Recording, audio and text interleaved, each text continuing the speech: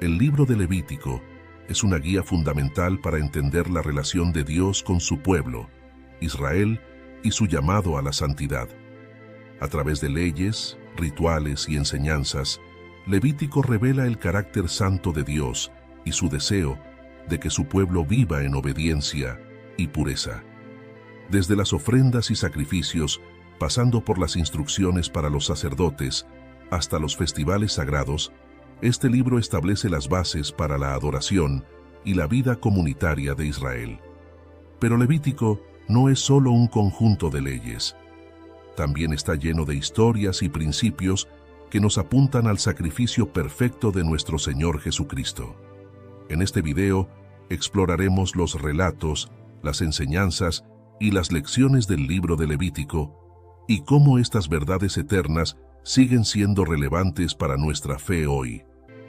Acompáñanos en este viaje a través de las páginas de la Biblia para descubrir la profundidad espiritual de Levítico y su mensaje de santidad.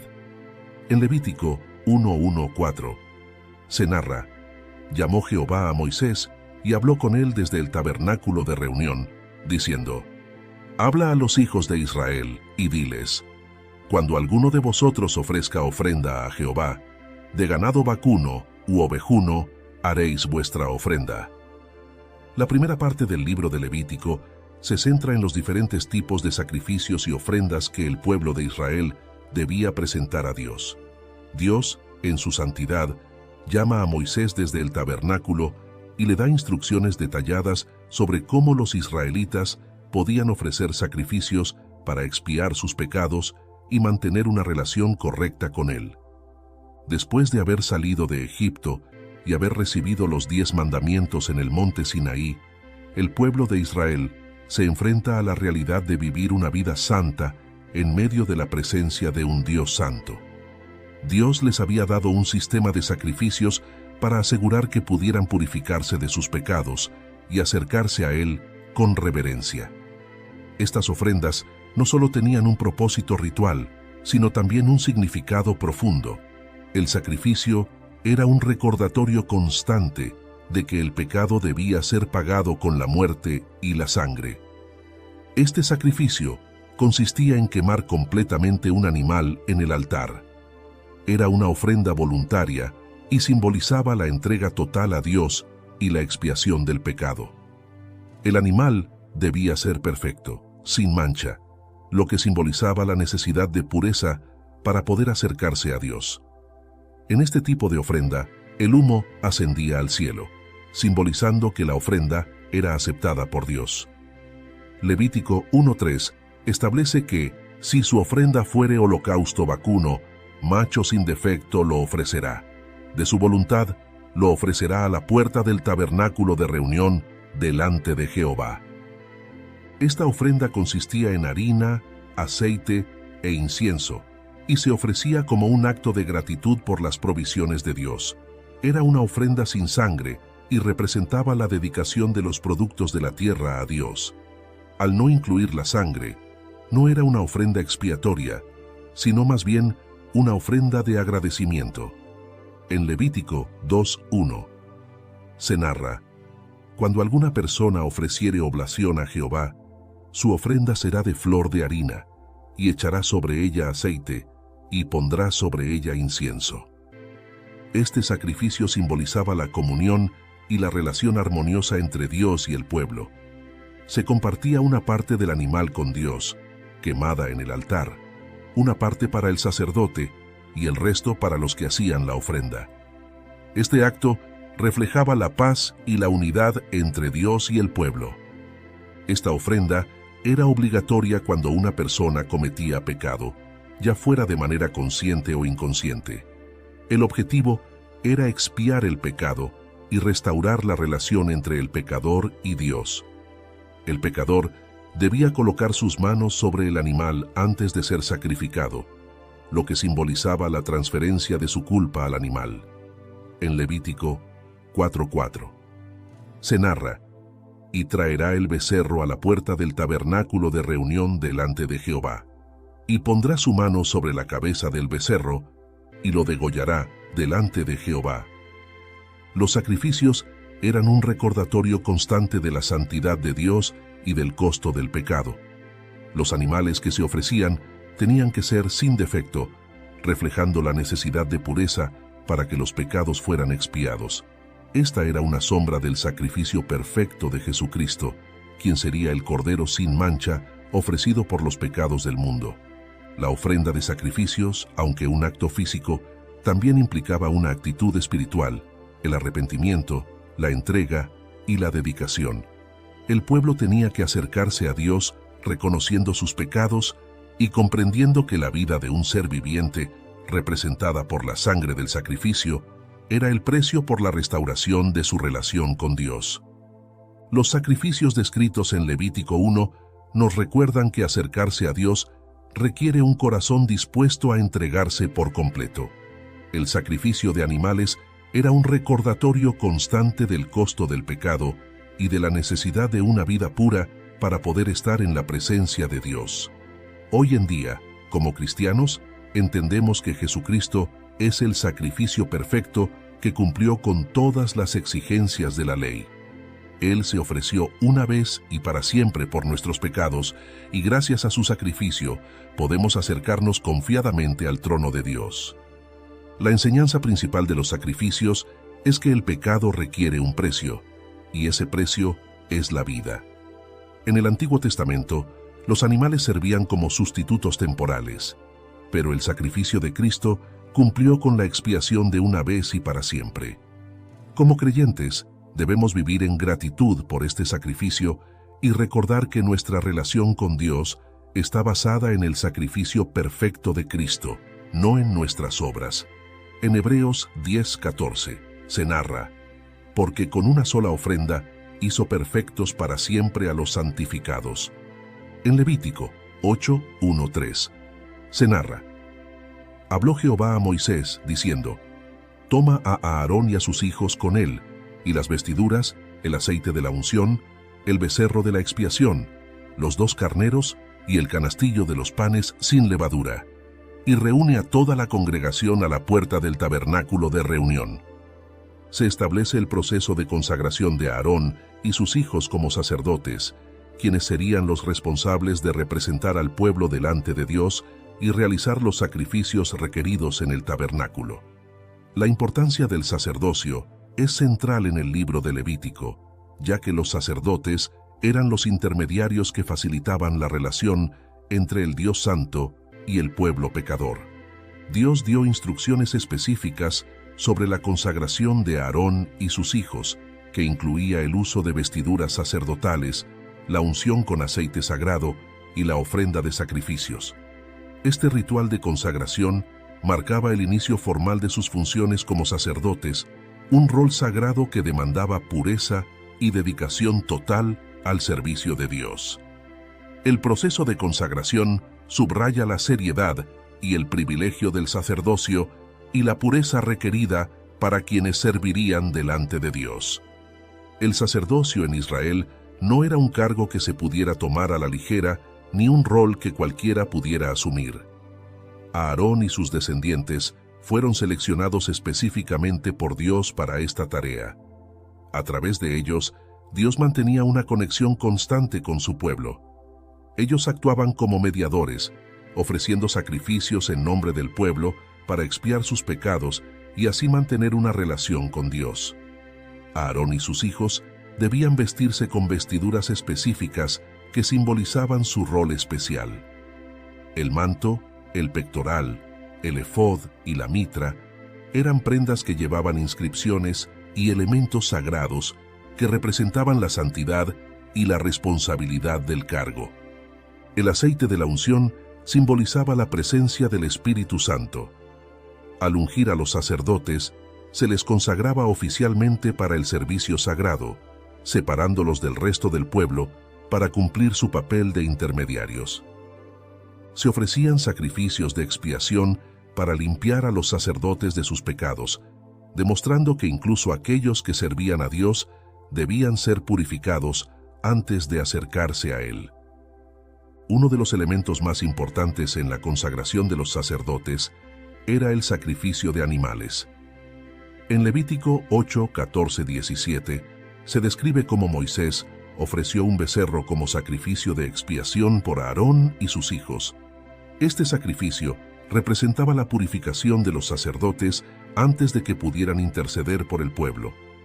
Después de vestir a Aarón con las vestiduras sagradas, Moisés lo ungió con aceite sagrado, rociándolo sobre el altar y todo lo que se utilizaba en el servicio.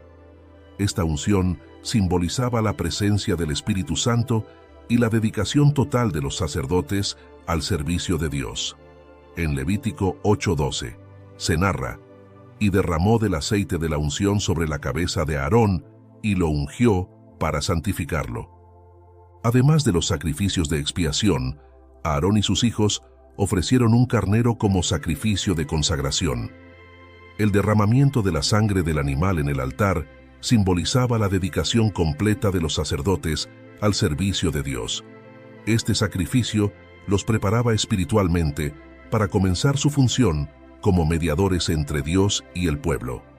En Levítico 8:22 se narra: después trajo el segundo carnero, el carnero de las consagraciones, y Aarón y sus hijos pusieron sus manos sobre la cabeza del carnero.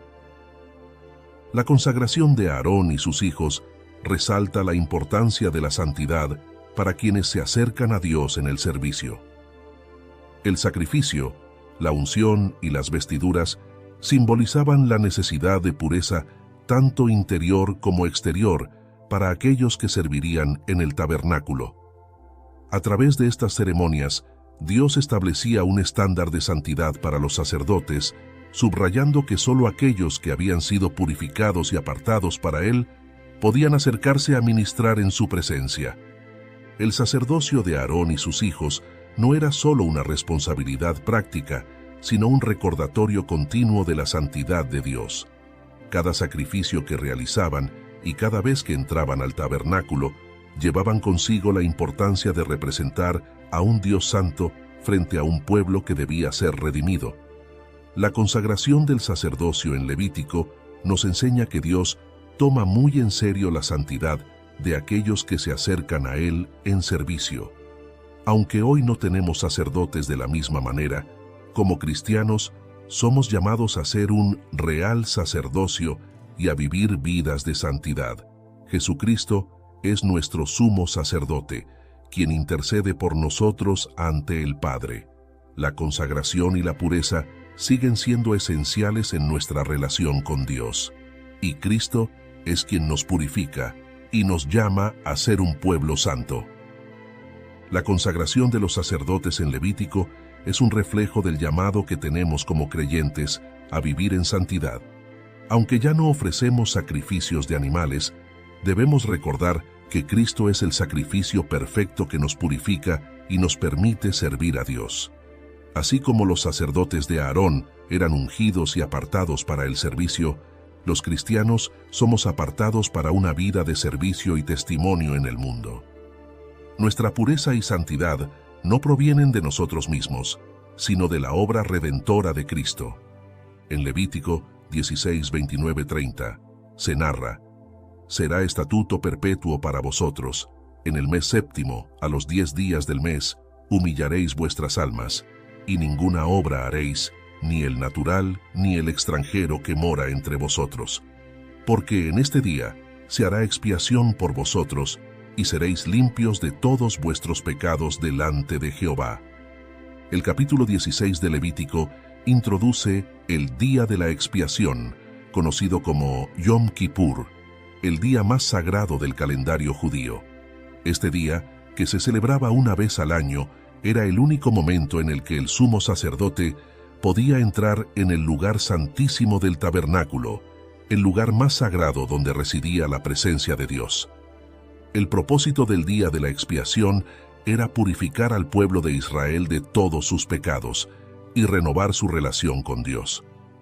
Yom Kippur no solo representaba la expiación de los pecados individuales, sino también la expiación del pecado colectivo de la nación.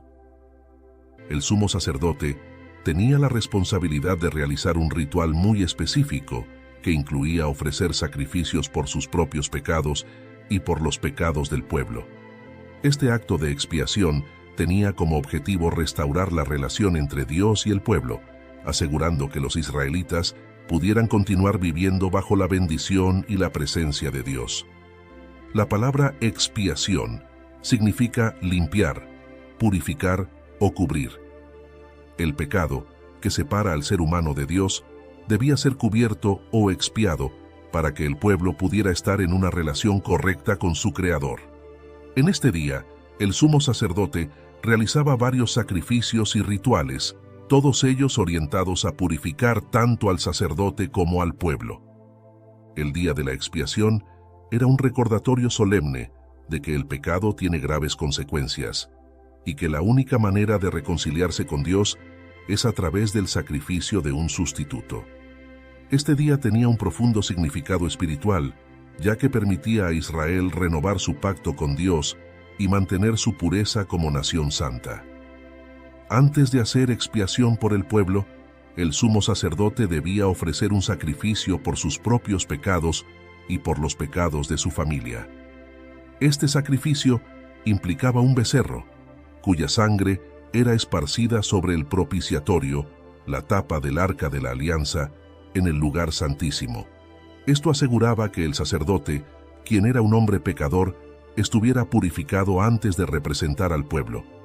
En Levítico 16:6 se narra: «Y hará traer Aarón el becerro de la expiación, que es por él, y hará la reconciliación por sí y por su casa».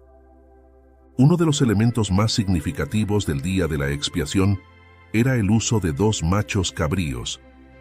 Uno de ellos sería sacrificado como ofrenda por el pecado del pueblo, y el otro, conocido como el chivo expiatorio, era enviado al desierto cargando simbólicamente los pecados de Israel.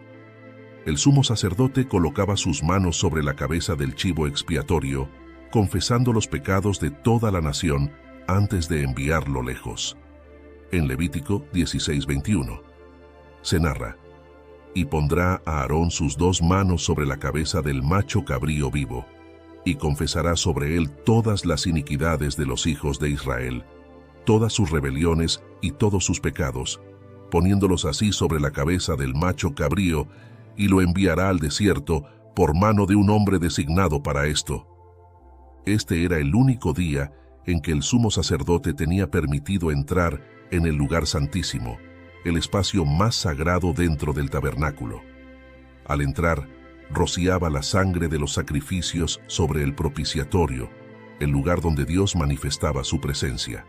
Esto simbolizaba que los pecados de la nación habían sido cubiertos y que el pueblo era purificado. El día de la expiación era un momento crucial para la nación de Israel. Era un día de profundo arrepentimiento y humillación, en el que el pueblo se abstenía de trabajar y ayunaba, dedicándose completamente a la confesión de sus pecados y al restablecimiento de su relación con Dios. Este día representaba la restauración espiritual y la purificación completa de los pecados.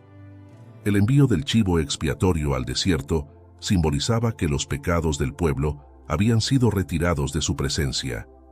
El pueblo experimentaba el perdón de Dios de manera tangible, y este acto también prefiguraba el sacrificio perfecto de Cristo, quien quitaría los pecados del mundo de manera definitiva. Para los cristianos, el día de la expiación es una sombra del sacrificio de Cristo en la cruz. Jesús es nuestro sumo sacerdote perfecto, quien ofreció un sacrificio por nuestros pecados una vez y para siempre. Mientras que el sumo sacerdote en Israel debía ofrecer sacrificios cada año, Jesús ofreció su propia sangre como sacrificio eterno. En Hebreos 9:12 se narra: «Y no por sangre de machos cabríos ni de becerros, sino por su propia sangre, entró una vez para siempre en el lugar santísimo, habiendo obtenido eterna redención». Jesús también es el cumplimiento del chivo expiatorio. Él cargó sobre sí mismo nuestros pecados y los llevó lejos, quitando la condenación que merecíamos. En Juan 1:29, Juan el Bautista declaró: «He aquí el Cordero de Dios que quita el pecado del mundo». Esto nos recuerda que en Cristo tenemos una expiación completa y final para nuestros pecados. El día de la expiación nos recuerda que el pecado tiene consecuencias graves, pero que Dios en su misericordia ha provisto una manera de reconciliarnos con Él. Para Israel, Yom Kippur era un día de esperanza, porque sabían que Dios había provisto un medio para ser limpiados. Para los cristianos, esta esperanza se cumple plenamente en Jesucristo, quien es el sacrificio perfecto por nuestros pecados. A través de su muerte y resurrección, somos purificados y podemos acercarnos a Dios con confianza. El concepto de expiación en Levítico 16 nos enseña que necesitamos la gracia y el perdón de Dios para vivir en comunión con Él. Aunque no seguimos el sistema de sacrificios del Antiguo Testamento, comprendemos que el sacrificio de Cristo fue la expiación definitiva por nuestros pecados. Como creyentes, debemos vivir en humildad y gratitud, reconociendo el alto precio que Jesús pagó para reconciliarnos con Dios. Esto nos lleva a una vida de arrepentimiento, obediencia y adoración. En Levítico 11:44-45 se narra: «Porque yo soy Jehová vuestro Dios, vosotros por tanto os santificaréis y seréis santos, porque yo soy santo. Así que no contaminéis vuestras personas con ningún animal que se arrastre sobre la tierra, porque yo soy Jehová, que os hago subir de la tierra de Egipto para ser vuestro Dios. Seréis pues santos, porque yo soy santo». En esta parte del libro de Levítico, Dios entrega a los israelitas una serie de leyes relacionadas con la pureza ritual. Estas leyes abarcaban varios aspectos de la vida cotidiana, incluyendo qué alimentos podían comer, cómo debían tratar las enfermedades y la purificación necesaria después de ciertos eventos como el parto o el contacto con la muerte. El objetivo de estas leyes era enseñar al pueblo de Israel la importancia de la santidad y la necesidad de separarse de lo impuro. La santidad en la cultura israelita no solo implicaba pureza moral, sino también pureza física y ritual. Dios quería que su pueblo fuera un ejemplo de santidad en todas las áreas de su vida, reflejando su propio carácter santo. Las leyes de pureza les ayudaban a mantener una vida ordenada y limpia, física y espiritualmente. En un mundo lleno de idolatría y prácticas paganas, estas leyes distinguían al pueblo de Israel como una nación apartada para Dios. Uno de los primeros temas abordados en esta sección es la distinción entre animales puros e impuros. Dios les dio a los israelitas una lista detallada de qué animales podían comer y cuáles debían evitar. Entre los animales permitidos estaban los que tenían la pezuña hendida y rumiaban, como los vacunos, ovejas y cabras. Los animales impuros incluían los que no cumplían con estas características, como los cerdos. Las leyes alimentarias también aplicaban a los peces. Solo podían comer aquellos con aletas y escamas, y las aves y reptiles tenían sus propias reglas. Estas leyes no eran arbitrarias, tenían un significado espiritual.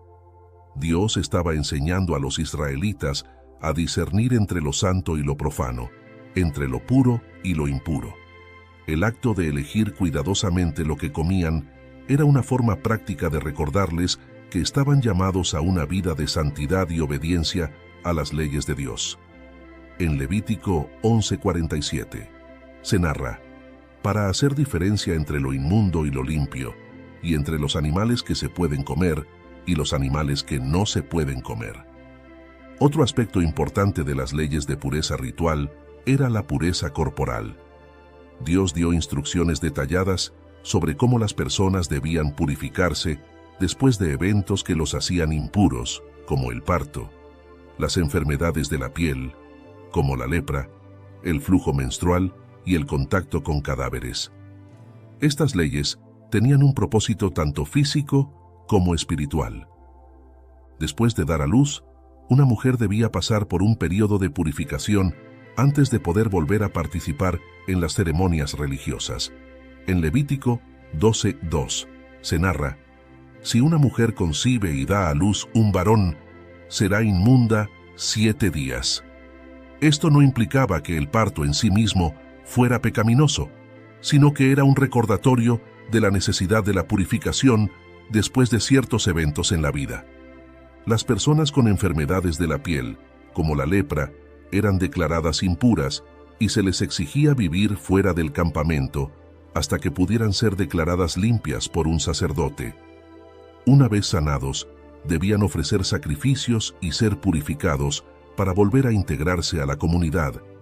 En Levítico 14:2 se narra: «Esta será la ley para el leproso cuando se limpiare, será traído al sacerdote». Cualquier persona que entrara en contacto con un cadáver también era considerada impura por un periodo de tiempo. Esto incluía a las personas que tocaban animales muertos o asistían a entierros. Para ser purificados, debían lavarse y pasar por un periodo de aislamiento. La pureza ritual también estaba directamente relacionada con la adoración en el tabernáculo y más tarde, el templo. Solo aquellos que eran considerados puros podían acercarse a Dios en adoración. El tabernáculo era un espacio santo, y la presencia de Dios allí exigía que todo lo que ocurriera dentro fuera santo. Las leyes de pureza ritual aseguraban que el pueblo comprendiera la gravedad de acercarse a Dios con un corazón limpio y una vida purificada. Estas leyes no solo afectaban a los individuos, sino a toda la comunidad. El pecado o la impureza de una persona tenía el potencial de afectar a todo el campamento. Por lo tanto, la pureza era una cuestión comunitaria, y había un énfasis en mantener a la nación en un estado de santidad para que la presencia de Dios pudiera habitar entre ellos.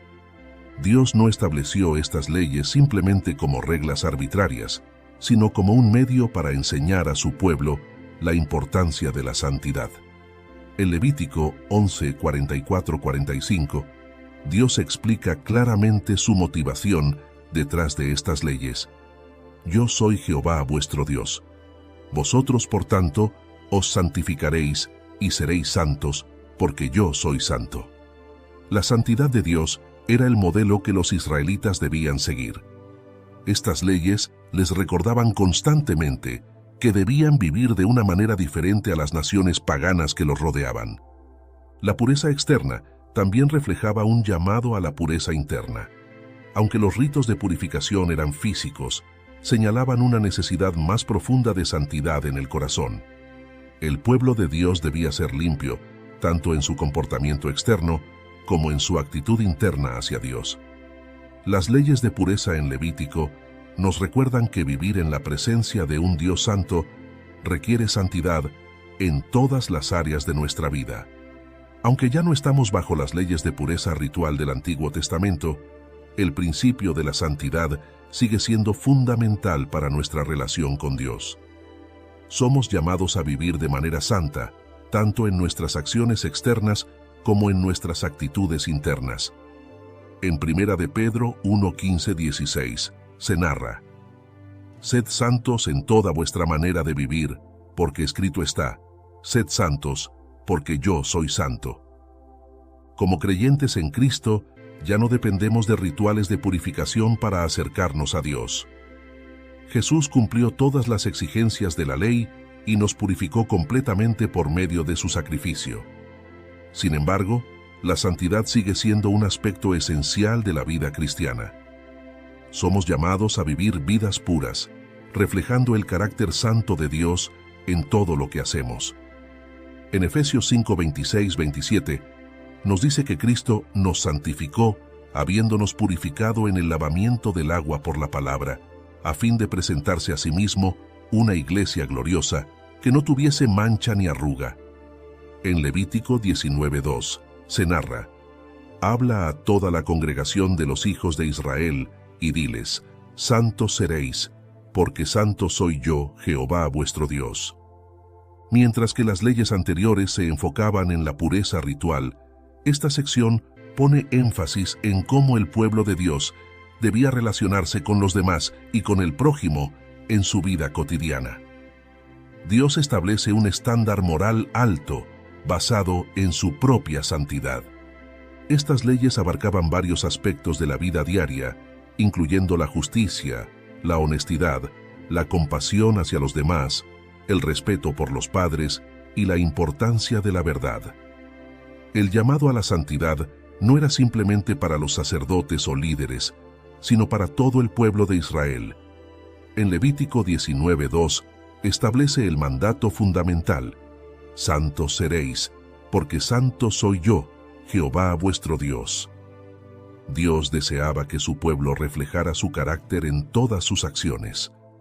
Las leyes morales en Levítico son una extensión del pacto que Dios había establecido con Israel en el monte Sinaí.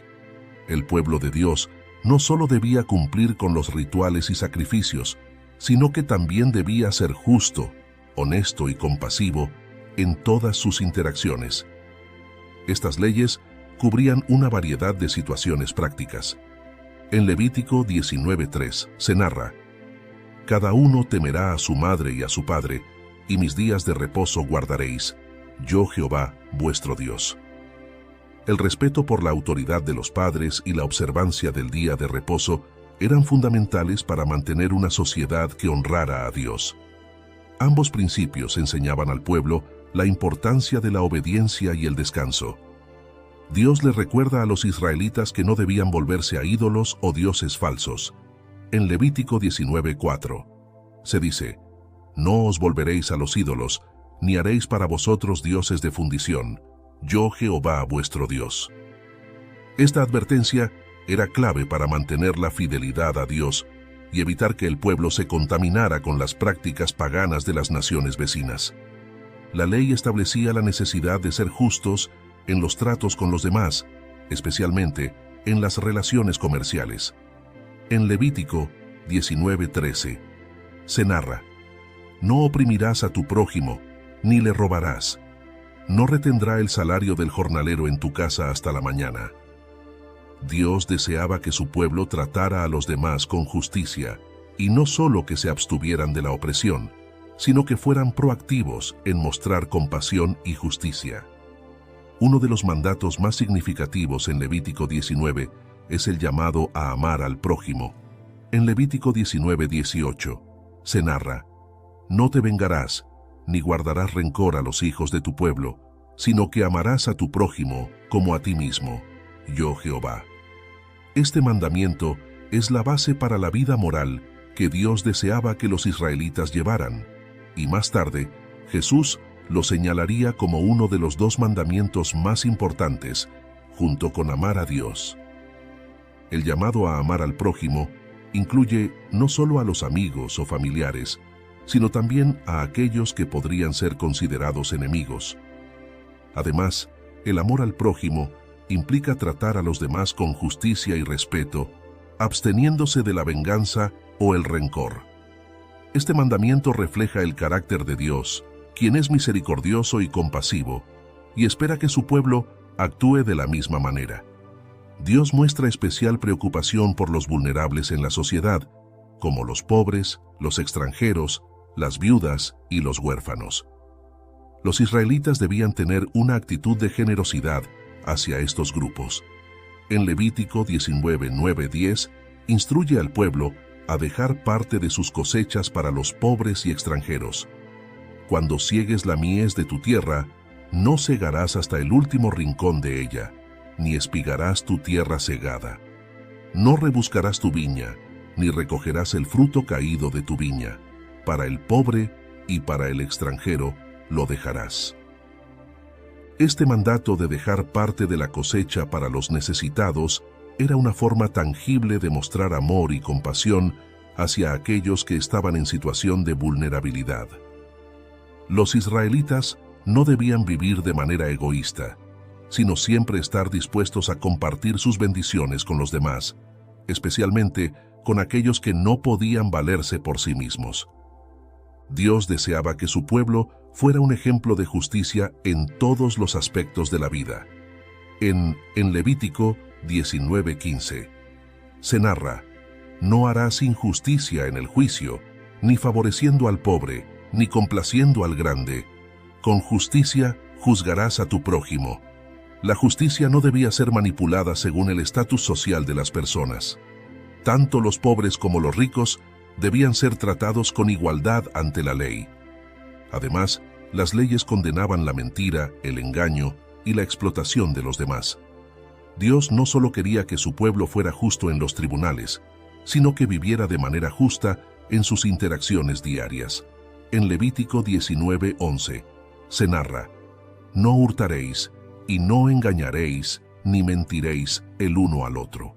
La integridad y la verdad eran cualidades fundamentales que debían guiar todas las acciones del pueblo de Dios. Dios no solo deseaba que los israelitas fueran santos en sus ritos y ceremonias, sino que la santidad debía abarcar toda su vida cotidiana. Las leyes morales de Levítico subrayan que la santidad no es solo un concepto espiritual, sino algo que debe manifestarse en la vida diaria de las personas. Desde la manera en que trataban a sus padres hasta la justicia en sus relaciones comerciales, la vida entera de los israelitas debía estar impregnada de la santidad de Dios. El mandato de Dios, en Levítico 19:2, se narra: «Ser santos, porque yo soy santo», sigue siendo relevante para los creyentes hoy. La santidad no es solo una cuestión de rituales o ceremonias religiosas, sino una forma de vida que refleja el carácter de Dios. Somos llamados a vivir de manera justa, compasiva y amorosa, tratando a los demás con respeto y generosidad. El llamado a amar a nuestro prójimo como a nosotros mismos es central para la vida cristiana y es un reflejo del amor que Dios nos muestra. Jesús resumió toda la ley en 2 grandes mandamientos: amar a Dios con todo nuestro corazón, alma y mente, y amar al prójimo como a nosotros mismos. Las leyes morales en Levítico nos recuerdan la importancia de vivir en santidad y justicia. Como cristianos, debemos esforzarnos por vivir de acuerdo con los principios de justicia, verdad y amor que Dios nos ha revelado. Esto incluye ser generosos con los necesitados, tratar a todos con dignidad y vivir con integridad. En Levítico 23:1-2 se narra: «Habló Jehová a Moisés, diciendo: Habla a los hijos de Israel y diles: las fiestas solemnes de Jehová, las cuales proclamaréis como santas convocaciones, serán estas». En esta parte del libro de Levítico, Dios establece las fiestas santas que debían celebrarse anualmente por el pueblo de Israel. Estas fiestas eran tiempos señaladas de celebración, descanso y adoración, y cada una tenía un significado especial en la relación entre Dios y su pueblo. Las fiestas servían no solo para recordar los actos redentores de Dios en el pasado, sino también para mantener el pacto y la comunión con Él a lo largo de las generaciones. Cada una de las fiestas tenía un propósito específico y estaba vinculada a eventos históricos clave, como la liberación de Egipto o a los ciclos agrícolas, que recordaban la provisión constante de Dios. Estas celebraciones también apuntaban al futuro, prefigurando el cumplimiento de las promesas de Dios a través del Mesías. La primera fiesta mencionada no es una celebración anual, sino una semanal, el día de reposo, o Shabbat. Cada séptimo día debía ser un día de descanso para el pueblo de Israel, dedicado a Dios. El Shabbat era un recordatorio de la creación y de cómo Dios descansó en el séptimo día, así como de la liberación de Israel de la esclavitud en Egipto. En Levítico 23:3 se narra: 6 días se trabajará, mas el séptimo día será de reposo, santa convocación. Ningún trabajo haréis. Día de reposo es de Jehová en donde quiera que habitéis. La Pascua, o Pesaj, conmemora la liberación de Israel de la esclavitud en Egipto, cuando Dios pasó por alto las casas de las israelitas marcadas con la sangre del Cordero durante la última plaga. Esta fiesta era una de las más importantes para Israel. En Levítico 23:5 se narra: en el mes primero, a los 14 del mes, entre las 2 tardes, Pascua es de Jehová. Inmediatamente después de la Pascua, comenzaba la fiesta de los panes sin levadura, una celebración de 7 días en la que se debía comer pan sin levadura, simbolizando la pureza y el hecho de que los israelitas tuvieron que salir de Egipto apresuradamente sin tiempo para que el pan fermentara. La fiesta de las primicias marcaba el comienzo de la cosecha de cebada, cuando el pueblo ofrecía lo primero y lo mejor de su cosecha a Dios en agradecimiento. En Levítico 23:10 se narra: «Cuando hayáis entrado en la tierra que yo os doy, y seguéis su mies, traeréis al sacerdote una gavilla por primicia de los primeros frutos de vuestra siega». También conocida como el Pentecostés, esta fiesta ocurría 7 semanas después de la fiesta de las primicias y celebraba la cosecha de trigo. En Levítico 23:16 se narra: «Hasta el día siguiente del 7º día de reposo, contaréis 50 días, entonces ofreceréis el nuevo grano a Jehová». Esta fiesta también marcaba la entrega de la ley en el monte Sinaí, según la tradición judía.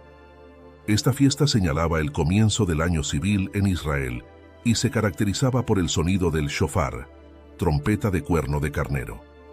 En Levítico 23:24 se narra: «En el mes 7º, al primero del mes, tendréis día de reposo, una conmemoración al son de trompetas y una santa convocación».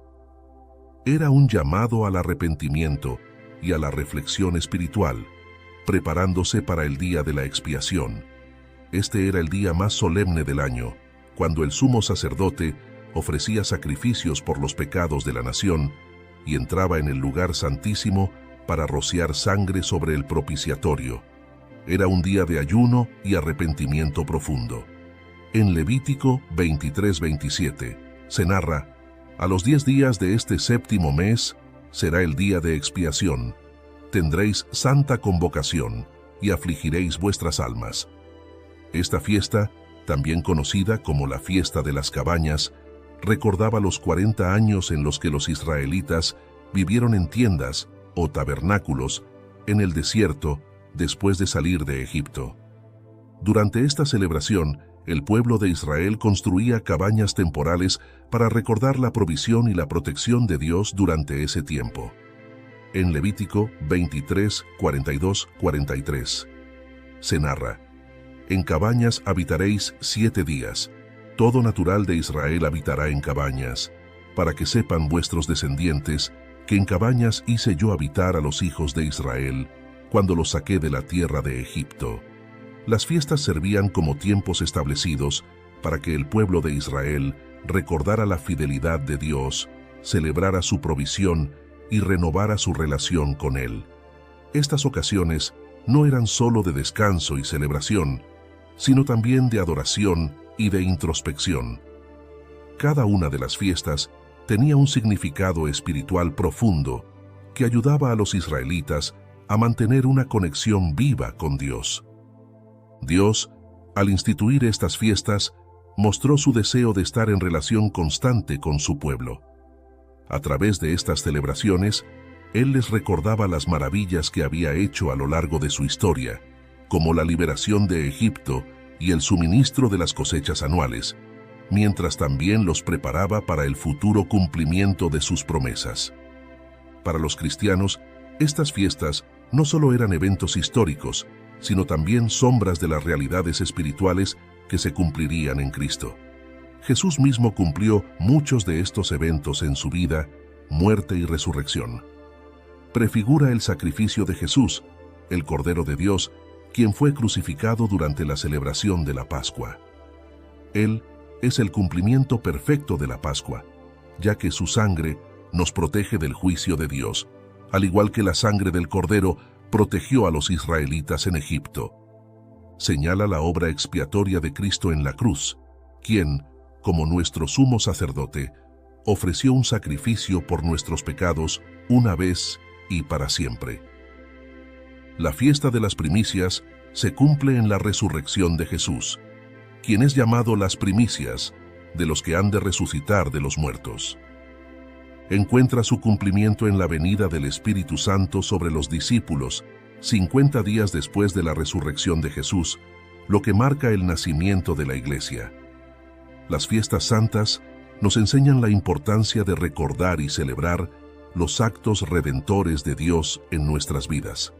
Aunque ya no observamos las fiestas del Antiguo Testamento de la misma manera, el principio de apartar tiempos específicos para recordar la fidelidad y la provisión de Dios sigue siendo vital. Así como los israelitas celebraban las obras de Dios en el pasado, nosotros también debemos tomarnos el tiempo para celebrar lo que Él ha hecho por nosotros, particularmente a través de Jesucristo. Como cristianos, hemos recibido la salvación a través de Cristo, quien es el cumplimiento de las fiestas señaladas en el Antiguo Testamento. Nuestras vidas deben ser un reflejo constante de adoración, gratitud y celebración por la obra redentora de Dios. Las fiestas nos recuerdan que nuestra adoración no es solo algo interno, sino que se expresa en comunidad y celebración.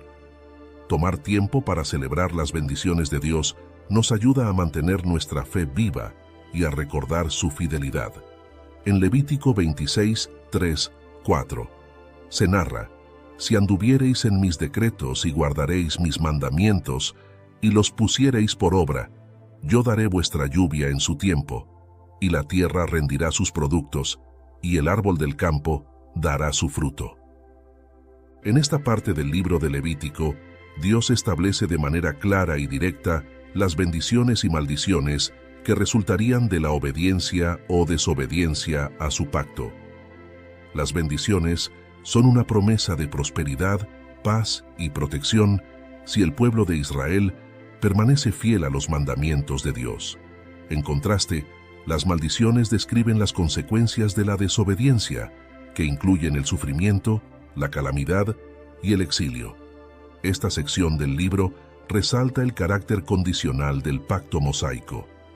La relación entre Dios e Israel estaba basada en la obediencia de Israel a las leyes y decretos divinos. Dios, en su fidelidad, prometió proteger y bendecir a Israel, pero también advirtió de la destrucción que vendría si ellos se apartaban de sus caminos. El enfoque de esta sección es ayudar al pueblo a comprender la gravedad de su relación con Dios y la necesidad de vivir una vida de fidelidad a Él. Dios promete bendiciones abundantes si los israelitas obedecen sus mandamientos. Estas bendiciones cubren varios aspectos importantes de la vida, desde la prosperidad material hasta la paz en la tierra. La tierra produciría en abundancia, y Dios enviaría lluvias en el tiempo correcto para asegurar cosechas prósperas. Dios prometió que si Israel permanecía fiel, vivirían en paz sin temor a los enemigos.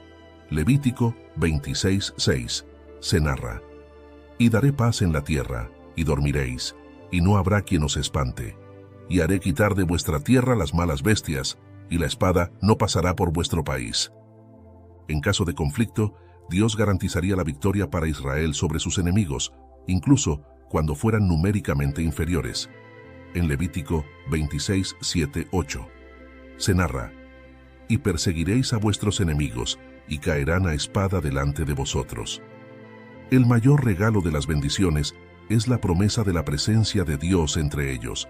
En Levítico 26:11-12 se narra: «Y pondré mi morada en medio de vosotros, y mi alma no os abominará, y andaré entre vosotros, y yo seré vuestro Dios, y vosotros seréis mi pueblo». Estas promesas apuntan a un estado ideal de comunión con Dios, donde Él mismo habitaría en medio de su pueblo, y ellos disfrutarían de una vida plena en paz, abundancia y victoria. Estas maldiciones no eran un castigo caprichoso, sino el resultado natural de alejarse de la protección y bendición de Dios. Las maldiciones se presentan de manera progresiva, comenzando con advertencias más leves y avanzando hacia consecuencias más graves si persistían en su rebelión. Si el pueblo desobedecía, Dios enviaría enfermedades devastadoras y hambre. En Levítico 26:16 se narra: «Yo también haré con vosotros esto. Enviaré sobre vosotros terror, extenuación y calentura que consuman los ojos y atormenten el alma». Si persistían en la desobediencia, Dios permitiría que sus enemigos los conquistaran y oprimieran. En Levítico 26:17 se narra: pondré mi rostro contra vosotros, y seréis heridos delante de vuestros enemigos. La desobediencia también afectaría el entorno natural. Dios advertía que las lluvias cesarían y las tierras se volverían estériles. En Levítico 26, 19, 20 se narra: «Y quebrantaré la soberbia de vuestro orgullo, y haré vuestro cielo como hierro, y vuestra tierra como bronce». El castigo final sería la expulsión de la tierra prometida. Dios permitiría que sus enemigos los llevaran cautivos. En Levítico 26:33 se narra: «A vosotros os esparciré entre las naciones, y desenvainaré espada en pos de vosotros, y vuestra tierra estará asolada, y desiertas vuestras ciudades». Aunque las maldiciones son severas, Dios también ofrece un camino de restauración. Si el pueblo se arrepentía sinceramente y buscaba su rostro, Dios estaba dispuesto a perdonar y restaurarlos. En Levítico 26, 40, 42 se narra: «Y confesarán su iniquidad y la iniquidad de sus padres. Entonces yo me acordaré de mi pacto con Jacob, y asimismo de mi pacto con Isaac y mi pacto con Abraham me acordaré, y haré memoria de la tierra». Este pasaje subraya el carácter misericordioso de Dios. A pesar de las advertencias de juicio, su deseo final es restaurar a su pueblo cuando se arrepienten.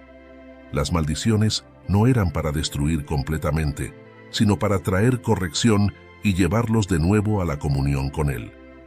Dios estableció un pacto con Israel que venía con responsabilidades. La obediencia a las leyes y mandamientos de Dios no era opcional, sino una condición del pacto. La bendición o la maldición dependía de la elección del pueblo de seguir o rechazar los mandamientos de Dios. Esta parte de Levítico nos muestra la seriedad con la que Dios toma su pacto y cómo la vida de su pueblo está entrelazada con la fidelidad a ese pacto. Las bendiciones y maldiciones no solo afectaban a los individuos, sino a toda la nación. Si un grupo grande de personas se apartaba del pacto, afectaba a todo el pueblo, trayendo consecuencias a nivel nacional. El bienestar de Israel dependía de su obediencia colectiva a Dios. Las bendiciones y maldiciones de Levítico nos recuerdan que nuestra relación con Dios no es algo ligero o superficial. Aunque ahora vivimos bajo la gracia de Jesucristo, el principio sigue siendo el mismo. La obediencia a Dios trae bendición, y el alejamiento de sus caminos trae consecuencias. En Gálatas 6, 7 se narra: «No os engañéis, Dios no puede ser burlado, pues todo lo que el hombre sembrare, eso también segará». Hoy, como creyentes, ya no estamos bajo el pacto mosaico, pero el llamado a la obediencia y a la fidelidad sigue siendo relevante. Jesús cumplió la ley y el pacto en la cruz, pero nosotros seguimos llamados a vivir en santidad y obediencia. La bendición de Dios para nuestras vidas fluye cuando caminamos en sus caminos y seguimos su palabra. La gracia no nos exime de la responsabilidad, sino que nos invita a vivir de acuerdo con el carácter de Dios, reflejando su santidad en nuestras vidas diarias. En Levítico 25:10 se narra: «Y santificaréis el año 50, y pregonaréis libertad en la tierra a todos sus moradores. Este será jubileo, y volveréis cada uno a su posesión, y cada cual volverá a su familia». En la parte final de Levítico se introduce uno de los conceptos más profundos y simbólicos del Antiguo Testamento: el año del jubileo. Este evento, que ocurría cada 50 años, marcaba un tiempo de libertad, restauración y redención para el pueblo de Israel. Durante el jubileo, las tierras que habían sido vendidas regresaban a sus dueños originales, y los esclavos eran liberados, devolviendo al pueblo a su estado inicial de libertad y bienestar. El año del jubileo estaba diseñado para recordar a Israel que Dios es el verdadero dueño de toda la tierra, y que el pueblo debía vivir con justicia, generosidad y confianza en su provisión. Además, este evento aseguraba que las generaciones futuras no cayeran en la esclavitud perpetua o la pobreza sin esperanza, pues el jubileo les garantizaba un nuevo comienzo. El año del jubileo estaba profundamente vinculado a la idea de redención.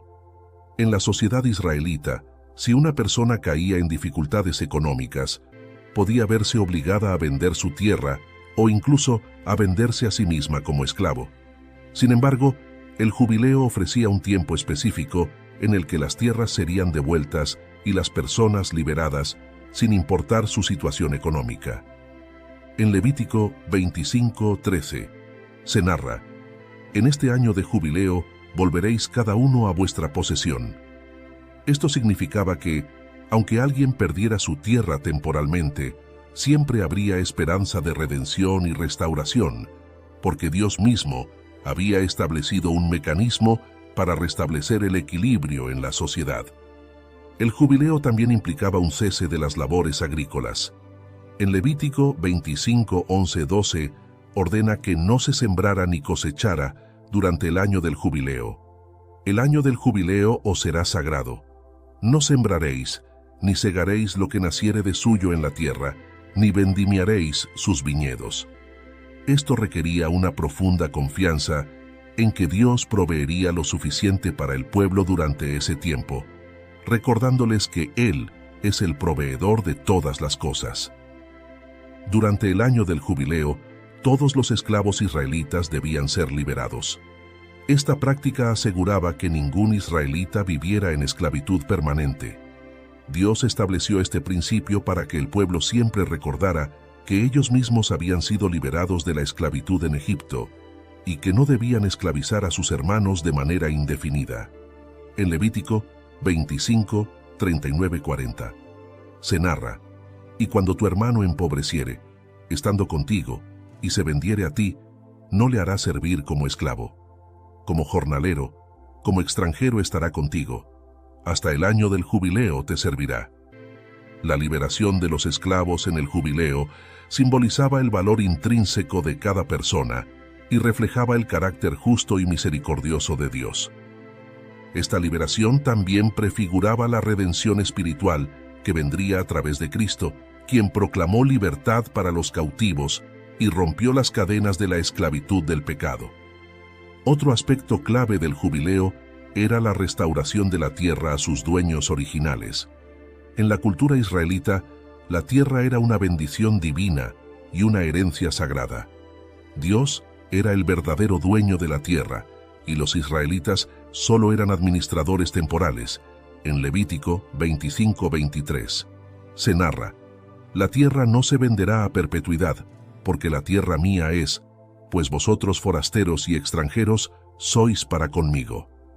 Esta ley aseguraba que ninguna familia quedara desposeída permanentemente de su herencia. El sistema del jubileo permitía que las personas que habían perdido su tierra debido a dificultades económicas la recuperaran, garantizando que las futuras generaciones no quedaran atrapadas en la pobreza.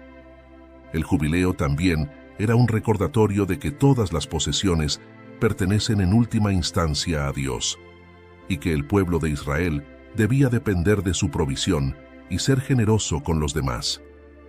Este principio sigue siendo relevante hoy en día, recordándonos que somos administradores de las bendiciones de Dios y que debemos compartir con quienes tienen necesidad.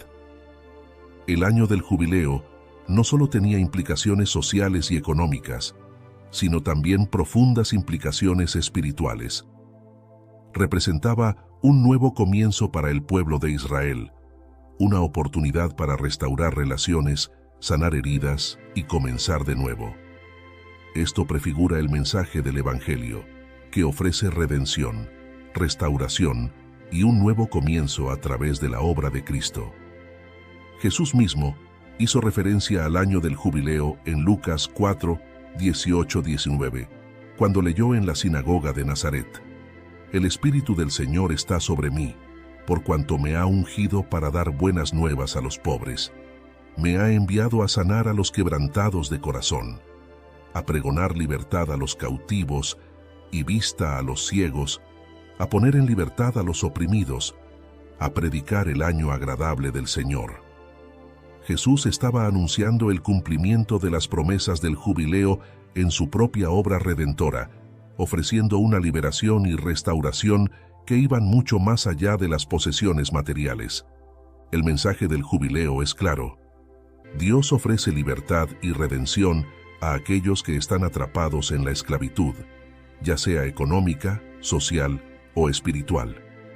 Cristo es nuestro jubileo, quien nos libera de la esclavitud del pecado y nos devuelve la herencia que tenemos en Dios. El año del jubileo nos recuerda que, aunque podemos experimentar dificultades y pérdidas temporales en esta vida, Dios siempre provee un camino de redención y restauración. Al igual que el pueblo de Israel esperaba con esperanza el jubileo, nosotros también podemos vivir con la esperanza de que, en Cristo, todas las cosas serán restauradas. Como cristianos, estamos llamados a vivir los principios del jubileo hoy. Esto significa que debemos practicar la justicia, la generosidad y la liberación en nuestras relaciones. Debemos ser generosos con nuestros recursos, ofrecer ayuda a los necesitados y trabajar por la libertad de aquellos que están atrapados en sistemas de opresión. Además, debemos recordar que nuestra verdadera libertad se encuentra en Cristo, quien nos ha redimido del pecado y nos ha dado una nueva vida. El año del jubileo en Levítico representa el corazón de Dios para la justicia, la redención y la restauración. A través de este sistema, Dios aseguraba que su pueblo no cayera en la desesperación ni en la opresión perpetua. Aunque este evento sucedía cada 50 años, su significado espiritual trasciende el tiempo. Hoy, en Cristo, experimentamos un jubileo eterno, una redención completa que nos libera y restaura, llamándonos a vivir de acuerdo con la gracia y la justicia de Dios. Si buscas crecer en tu conocimiento de la palabra de Dios y profundizar en tus estudios bíblicos, te invitamos a suscribirte a nuestro canal, Sabiduría Bíblica. Aquí encontrarás reflexiones profundas, estudios bíblicos detallados y enseñanzas para fortalecer tu fe. No olvides darle clic a la campanita para no perderte ningún contenido, y si este mensaje ha sido de bendición para ti, compártelo con otros para que también puedan crecer espiritualmente. Únete a nuestra comunidad y sigue avanzando en tu caminar con Dios.